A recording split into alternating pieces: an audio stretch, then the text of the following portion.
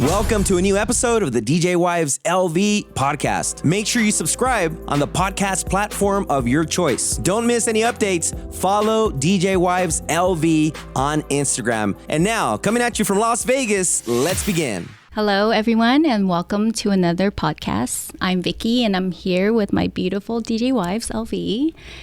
Today, we have a phenomenal guest. She is a successful working woman, a mother, entrepreneur, and a leader who is always on a mission to help the community. I would like you to introduce Rachelle Luna. Hello. Welcome. Thank you so much for having me. Thanks for being That was an amazing intro. I don't know. I'm like, who is this person? You're I very don't. intelligent. No. No, I'm so humbled and privileged to be in front of your audience. That was a very beautiful introduction. So thank you. Great. So Yeah. how did you start in your own field? Oh gosh, so what I do for a living is I'm in contracts and I negotiate deals between organizations. And how did I end up in there? I fell into it, as most things, right? I had this idea where I wanted to start off in computer programming. It was in '98, and I really liked technology. I still do today. My kids will tell you like I'm super old and like lazy, which is why I don't have social media, although I have an appreciation for it. I can't keep up with it. But I realized that it wasn't in my character trait because it's very focused and isolated in some cases. Is very much an artistic kind of perspective. And I got as far as C++, and that just wasn't where I wanted to take off. And I thought I wanted to be in banking. So I started out in the banking world, and I somehow fell in love with economics. I just thought it was so worldly, and I like to learn. And it dabbled into everything. There were some very interesting things. They do statistics on names that you choose and how that affects your success in the future, which is really interesting. Nice. Or just things around labor statistics and how the world moves as it interchanges with the different, countries and how we interact. So I know it's super like nerdy, whatever. I like numbers, if you can't tell. So the Air Force came to UNLV, and I was getting my degree there. So I have a BSBA from UNLV, and they posted something on their career services like board, because this is before anything, the internet existed, and so there was like 20 interviews, and I put my name on the very first one at 8:00 on Monday morning. And I figured if they're going to remember someone, they're going to remember the first and the last. So I said, well, if I blow it, at least it leaves an impression that they're going to remember me. So I took that interview. Long story short, I didn't hear from them for about 9 months. And I was already a marketing analyst with a different firm doing marketing work. So it was really interesting. 3 months into that, the Air Force calls me and says, hey, would you like a job? And I go, okay, well, when do you want me to start? I forgot about that. I actually applied for this job. It's like 9 months later. And she says, well, in a week. I said, a week from today. And I said, well, can I give the customary 2 weeks? She goes, well, the Air Force doesn't negotiate. And I go, oh my God. Wow. Right. Okay. I go, okay. So I go, well, can I get back to you? I have to talk to my husband and see if this is something, because I said, I know that there's a possibility of traveling and stuff like that. So I don't know. And she goes, okay, well, why don't you go home, talk to your family and see if this is something you want to do. After conversation, and he's a adventurous kind of a person, he was like, you should try it. You should try for it, honey. And I ended up taking the jump, and the first 3 years I cried at work. I go, really? What did I get myself into? Why? Oh, Why was it? Because it's so highly regulated, right? Mm-hmm. So when you're on behalf of paying or utilizing taxpayer dollars, there's an oath that you take and say that you're going to follow all the laws and the regulations and policies and da-da-da-da-da. So here I am working for the DOD, and they come out with a book as thick as the Bible, and it's like paper thin, and it's all the laws, and my boss literally just slams the book on the desk. She says, start reading from page 1. And then it's like super like font 8 size. Right. And it was like, really like crepe paper. Yes. And I was like, I don't know if I'm going to survive. And it was an internship, right? So it was important that I had to be successful in order for me to get through the internship. obviously I made it through, but I fell in love with it because one, it was challenging, and I got to be part of so many different things about what it takes to run a city. So my first job was over at Nellis in contracting, so Nellis Air Force Base. Nice. And at the end of the day, through this job that I took, I ended up learning how you can build a small city. And you're like, well, what does that mean? Whether it's in construction or the medical field or professional services or fitness and entertainment and marketing, I had the opportunity to get into those different types of things to negotiate deals between the government and small business firms. Wow. Right. So that catapulted me to the front, and I ended up being sent to Europe to work with international contracts. I was very young. And then then I got picked up in DC to do work there. Yeah. So I was able to travel the States and train different federal agencies on their regulations. It's so boring to other people, but it's so exciting to me. I'm like looking at you. It just seems like I would like to pay attention because you don't have that look of like, a bookworm librarian. Oh, I mean, you seem very personable. Like, I want to hear what you got to say. Yeah. Oh my God. I always tell Vicky, I go, you know what? If there's anything that I do, I don't take myself seriously, but I take what I do seriously. Yeah. Right. And, I would love to share, being a first generation Filipino American, I take very seriously that journey that our parents took to get here. And I know all of us shared that. My mom, when she was in the Philippines, she was very poor. She would go to the different markets begging for food. Wow. So knowing that and coming here, I was like, I got to do mom a solid, right? Yeah. So one day I will buy my mom a house. I haven't gotten there yet. I'd like to, right. But that was it as a girl. So I always wanted to kind of pay tribute and honor to that. And so, wherever I can, I got to a place where I decided, it doesn't have to be this way. I don't have to be a Filipino in America. I could have been a Filipino in the Philippines, and that's a hard life. Yeah. And so God willeth, God taketh. I just wanted to make sure that I paid honor and gratitude to the opportunity that my mom worked really hard for me, my brother, my sister to be out here. And Las Vegas has a lot to do with the opportunities that I was given, right? Who would have thought out of Las Vegas that this little kid could have that opportunity? And before that, my first job coming out of high school, because I'm the first in my family to go to college, right? So I'm the third oldest on my mom's side. Yes. My first job was a full-time job at McDonald's. Yeah. And it still sits there on Sunset Road. Good. And I pass by and I tell my kids, hey, that whole thing about McDonald's and, taking care of your future and like supporting that, that's a real thing. Yes. Right. Well, beyond everything that you did in Vegas and then going to all the places you did, your mom must have been really proud of you. Oh, yeah. Right? Very proud. I would imagine. Yeah.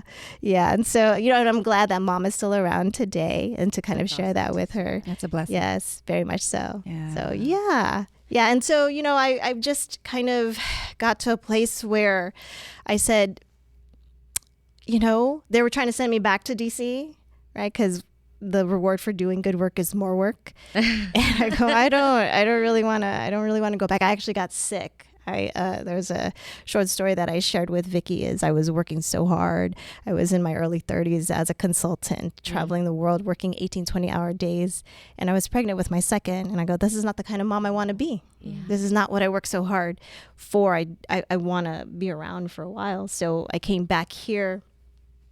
And I continued to work at Nellis. I was very grateful for them having to come, take me back. And it's actually my home is what I call it. After all is said and done, I still think that I would go back to Nellis and do the good work there. Mm-hmm.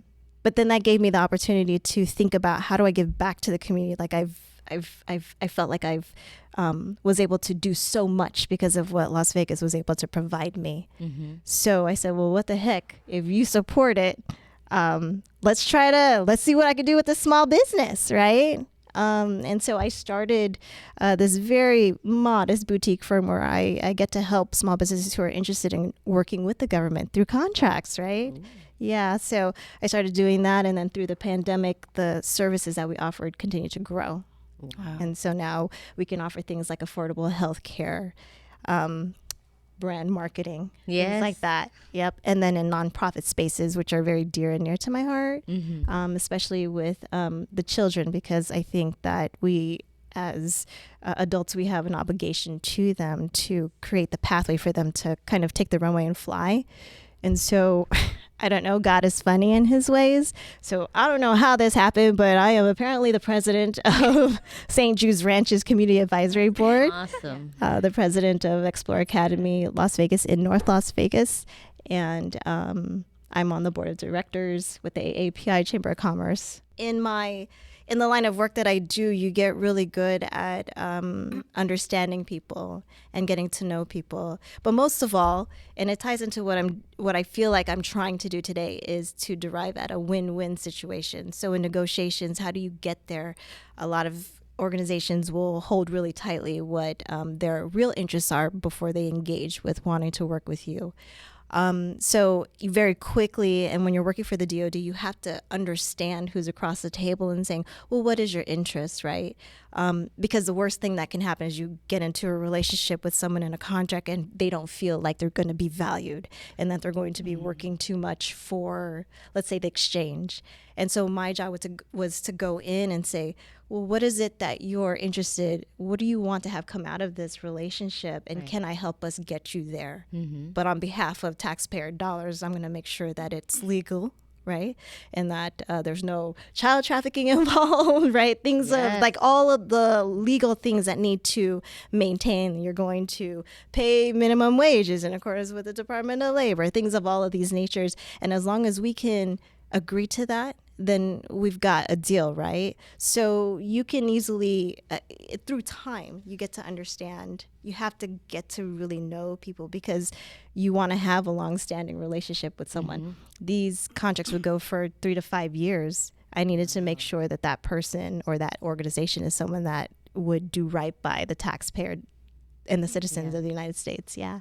So, Rachelle, we know you're a board member of the Asian American Pacific Islander of Southern Nevada's Chamber of Commerce. Yes. So tell us a little bit about that. Like, what do you do for them, and what does it do for the community?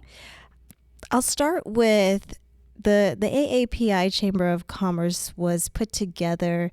We realized amongst some professional colleagues and close friends of ours who work with each other day to day that there seems to be a support system that is missing for our AAPI community.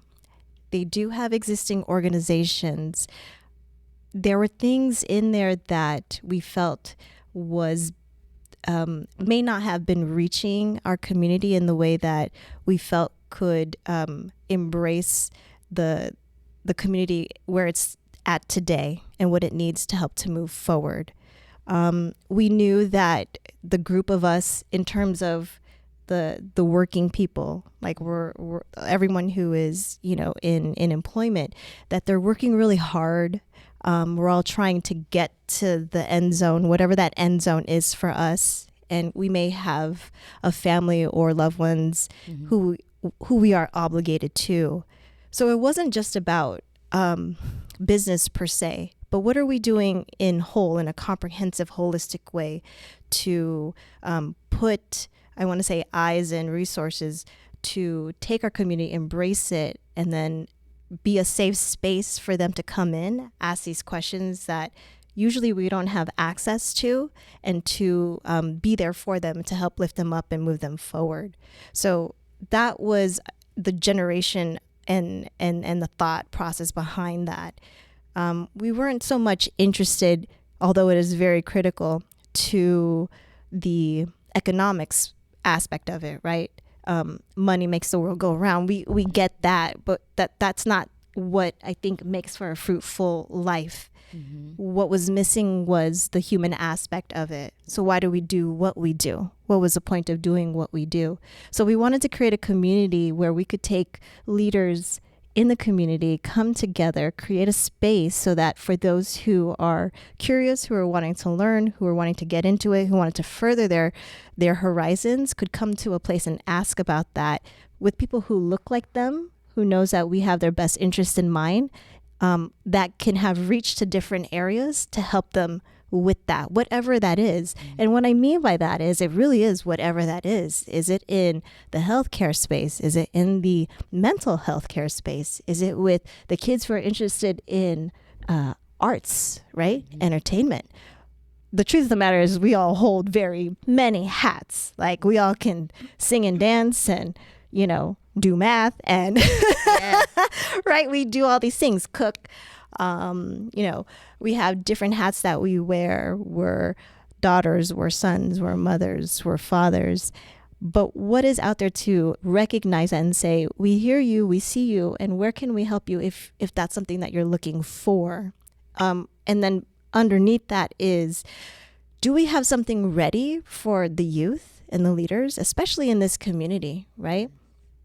This community has, and I'll just speak from this perspective because I'm a Filipino American. We have over 200,000 Filipinos in Nevada, in the state of Nevada. And for example, the second most spoken language in the state of Nevada turns out to be Tagalog, next to Spanish. But yet we feel like it's isolated in some way, right? So there's movements and different organizations who are wanting to get that back onto the map. We know, as well as like I know, you know, that we are here, but there's nothing really that is bringing in that Asian community from a business perspective and a holistic perspective to say, you have a space now for us and we can help you reach whatever goals it is that you're wanting to reach. For example, financial literacy. We're very good at making money. I'm not quite sure how well we are in obtaining longevity and sustainment for the next generations to come. And we should know how to do that. And it doesn't take a lot. It's just a little bit of education. But why does it feel like we're not really sharing that with each other? You know? So we wanted to offer a space like that. Yeah. So if there is somebody listening and they say, okay, I want to take her up on that, I want to reach out, what do you suggest they do? Well, there's many phases that people can come in, right? Sometimes you have a concept, or maybe you're a budding micro solopreneur, or maybe you're in a mid space, or maybe you're in a large space. So there's a space for everyone. We have what we're developing is a foundation and an incubator for those who are really, let's say, at the concept phase and say, I have this idea, but I don't know where to go. Or someone who started work maybe, you know, in the kitchen and are like, everybody loves my pancit. So, you know, what do I do, right? To put them in the right direction. Or someone is at a mid-level and saying, I've stagnated. What do I do now? What's really nice is that we have the likes and the support with folks on the board who are part of the leadership, the public leadership. So we have congresswomen and, you know, the first Filipina congresswoman who is in support of Asian American small business, Angela Vallarta. I don't know if anyone, right? So she's there. She was recently elected. And so she's there as a proponent to support small businesses in the AAPI community. So really at any phase that they are at, I would welcome them to come just sit with us and to have a conversation. We would like to learn about where they're at, what they're wanting to do, and then to carefully help them with their plans or look at their plans and help them execute that. Because we do have folks in, you know, the banking space, you know, the healthcare space. What are your concerns? What are you wanting to do? Or even someone who might be interested in an exit strategy, right? I talked about how we're really good at making money, but how do you get out of that situation? Do you have a succession plan? And did you know that an exit strategy should be for about 5 years? So before you leave, you really need to start planning. And then all of that, do you wrap it up into an estate plan? So we have these kinds of professionals that they can speak to. With the different types of licenses, what kind of insurance, all the boring stuff, so you could do all the fun stuff. Yeah. That's great. That's great to hear. Do you guys all, like, is it just anybody with experience in that field? Because if I go to you, like, is it somebody that would want to know what they're doing? I'm like, sometimes it's the funding issue. I don't know where to start, like, or it's just trying to speak and trying to know that I can do my own business or a contract without, you know, maybe not knowing what to do or what to ask. And do you guys provide all those resources? We certainly have resources that are dedicated to that, but we also have reached to many of the resources within the community to help you do that. Got it. So wherever, I thank you for bringing up the funding. We have relationships with state partners. not a lot of people know about this, but if you are a micro business and a solopreneur, it's a non-traditional way of funding that's actually backed by the state. You don't have to have a business plan. Did you hear me? Because people are really scared about, well, I don't know what that looks like. But maybe you just need a little bit of that seed funding where you don't have to go and try to pitch to investors and say, I just need $5,000 to get started. No. This is a financial institution backed by the state, and the state wants to see small businesses be successful. Amazing. And they're a partner with us at the AAPI. Nice. Great to know.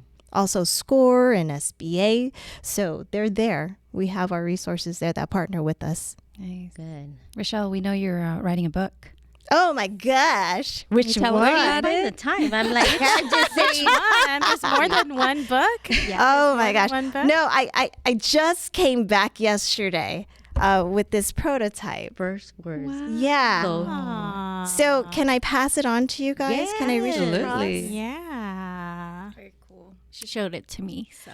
It wasn't overnight. I think it was around the pandemic where I was like, well, hey, what are we doing? We were spending a lot of time at home.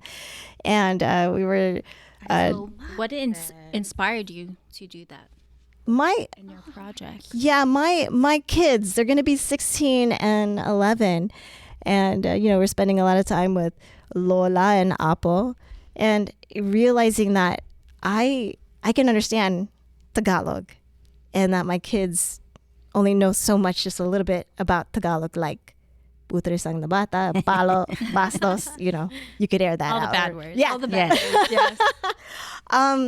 But then I pondered upon it a little bit and I go, oh my gosh, my kids, I don't know how much they know about Filipino history and culture. And I realized that is embedded within our language, right? But we're Filipino Americans. Is how do you institute or get people to kind of be ignited with the Filipino language? And because I grew up here in the 80s, I was like, oh, I think this is perfect. So I want a copy. Oh, yeah, I would love to. Thank you. So what we did in effect was take the American ABCs and then tied it with a Filipino word, knowing that Filipino only has certain letters, but we use all letters anyways in the language. So that's what inspired is this. Again, this idea is how do you preserve your Filipino history, our ancestry, providing that honor and gratitude towards those, the generations who worked really hard to get us over here because we don't have to be here, right? Yeah. And so this is a way to remind the youth to be proud of how hard our elders have worked to cross the waters to get us here to be able to do what we do. Definitely. I need that book too. I think I do noticed some too. of the Practice with words. kids. I'm Mexican, and I can definitely relate to some of these words because some of Awesome. these words also, Yeah. Similar. very similar. That's why I Yes. think I relate to my Filipino love Yes, of I think so. friends because we always can interconnect our same Yes, kind of yes, languages. I'm yes. like, some of them are bad words, and some is a food for them. Yes. For us, it's a bad word. I know, right? Yeah. And if you watched Joe Coy's Right? stand-up, he mentions how yeah, he's some of your bad hilarious. words are normal words.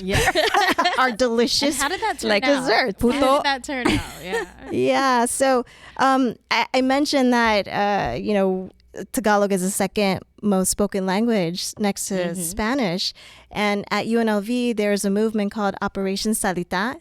There's the president of the AAPI Filipino American organization there who has a petition out to get signatures to get the class installed at UNLV. And what I would like to do is take proceeds from this book to donate for materials and teaching aids for the class. Oh, that's amazing. Yeah. So, Rachelle, you have an event coming up, right? I do. It's called Rooted and Rising. Yes. Can you tell us about that? Thank you for asking. Yes. So the AAPI is behind this particular event. In October is the Filipino Heritage Month. And what was really nice is that we have Rosita Lee's street name that is there at Uncommons. And Rosita Lee is an important Filipino American individual in our space. She's worked with a couple of administrations, has pushed a lot forward for Filipino Americans. And so this street name and having a Filipino American for the first time female here in Las Vegas, a street, would be the perfect time to honor that. The idea is, again, behind the whole concept and the mission with AAPI. We're wanting to have the opportunity to have young professionals gather across all industries to come together to talk about their stories, what led them to be where they're at today, and what do they want to do for the future. And then from those discussions and conversations is to set plans forth for the future generations. Wow. So That's awesome. that's something these individuals can sign up for to attend, or is this an open event? As an initial one, it is by invitation, 150 invites. However, I've already spoken to the powers that be, and they would love to have you all there. That's If you guys are available. I would love to be there. Yeah, love to so support. it would be at the Uncommons. So we, Close by. yeah, exactly right, about it. yeah, and we're really excited. We're developing a strong relationship with that particular space there. Yeah, Rachelle, you've been in Vegas for a long time. I have. You've seen it grow, explode. And I know you've seen Chinatown in particular grow. What's your favorite restaurant in that area? That's a great one. Oh my God, I have so many. Right now, I know it's not, Weera Thai. Oh my God, I love I the do, Thai yeah, food. we love your Thai. Yes, it is good. See, right? Yeah. And I'm really digging Sullen Beans. Oh, yes. That's a really good one. I haven't been there yet because the parking. Okay. Listen, I figured it out. You did. So on the other side of the street, right? Because everyone's always circling around. Yeah. It's across the street by where that mechanic is. Park on the street. Wow. No one Where parks is it there. located exactly? Good tip. On Arville. It's like Okay. closer to Arville. Arville. Yeah. Okay. Yes, but gosh, I love the Xiaoling dumplings spot. Ooh, That's a the really good one. I'm still a strong supporter of number one boba tea. Yeah. Yeah, since '98. It's been there. Really? Wow. Yeah, it's been there since 1998. Hot and juicy crawfish. Yes. Yes. And since you're Filipino, how about Filipino restaurants? I go to Island Pacific. Nice. Have you guys been there? They're down the street from me. Yeah. Yeah. The one by It's Durango. Yes. Yep. Yes. Yep. It's a good place. And I don't know. It's more Islander, but island flavor. I've heard. And I'm about to go to California for the oxtail next weekend. Ooh. Oh, yeah. Right? Always a favorite. That's a staple. Correct. Mhm. But it's hard, right? Because you make Filipino food at home. Yeah. Right. Right. Yeah. Yeah. Yeah. But to support businesses and small businesses, hey, it's all for, you go out and enjoy their food and supporting them. So, hey, it's all good. Absolutely. Absolutely. Not on the strip, though. Fiesta Filipina. Never. Yes, don't think definitely. I've been Uh-huh. there. Yeah, it's in Henderson. She's been around forever. Yes. How do you feel about the growth of Las Vegas in the youth? I love it. I love it.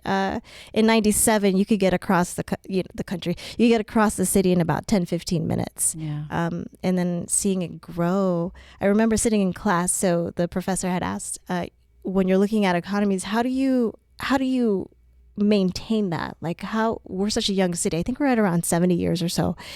What is necessary for us to continue to thrive, right? Because it was just a strip at the time. Not that I'm any smart, but I was just thinking. I said, well, in my paper, I had talked about bringing the professionals here, the bankers, the medical professionals, and I also talked about sports. It's really important to bring in sports and entertainment. It has to be a place of, where you mimic the metropolitans. Like, what does New York do? What does LA do? What does San Francisco do? To me, it was just like, okay, well, if it works for them, it should work for us. And 2 decades later after that thought, we have the Raiders and, we have the Aces and we're going to have the Oakland A's. Like, how did California lose all their teams? Yeah. Right. right?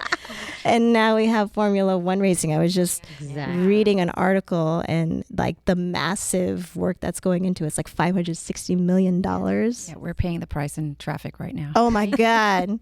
Right? We shouldn't be called Las Vegas. It should just be cones. The Orange City, not the Sin City. I don't know. The use of cones, I feel, is very excessive. Right? Yeah. It's like, who's manufacturing them and who's putting them down? We're making them rich. Right? I know. No, it's great. I think it's wonderful. I was part of the Vegas Foundation Leadership Las Vegas, and I just graduated in 2023, the class of 2023. And thank you so much. They were talking about the water shortage. The leaders in this community are amazing. They worked really hard to ensure water for our future. And it almost seems like we're to blame, right? Because you have Lake Mead here, but we're not. There's these deals that have like the interstates with Arizona, Utah, California. And the truth of the matter is that we've tightened up as much as we can to ensure that there's water to come for decades to come. But we've got it. This is why I don't like politics. But anyways, we're doing our part. I want to tell you that these leaders are amazing. So I am confident in our future and in its continuing to grow. So I think it's a wonderful place to be. I wouldn't pick any other place. We lived in Europe and we lived on the East Coast, and they're beautiful and they have wonderful history. But this is a place to be. It's my hometown. That's great to hear. Very awesome. Rachelle, thank you for sharing your book. We're looking forward to the summit coming up in October. Oh, absolutely. Can't wait to have you guys there. Yeah. Yes. And do tell us where people can find you if they want to reach out to you. Oh gosh, on 2 occasions, I guess. They can go to my website, www.rglstrategies.com. I'm happy to let you guys know that I'm opening up a shop there for the book to take pre-sales on it. And if they ever want to reach out to me, 703-582-9594. Perfect. Thank you, Rachelle. Oh my gosh, you guys are a pleasure. Thank you so much. This is awesome. Oh my God, we're so happy. Keep on. This is, Yeah. I'm definitely going to buy the book. Oh, thank you. Yeah, we love so that. humbling, really. It really is. It's just a dream come true to be able to be at this place. There's no way that it's only him. He's just amazing. Yeah. I'm glad. Continue on your successes and everything else that comes along your way. And we are one of your supporters, and as many as people that follow you. So Oh, congrats thank you. to you. So thank you. for Thank you your so time. much. Again, thank Thank you. you.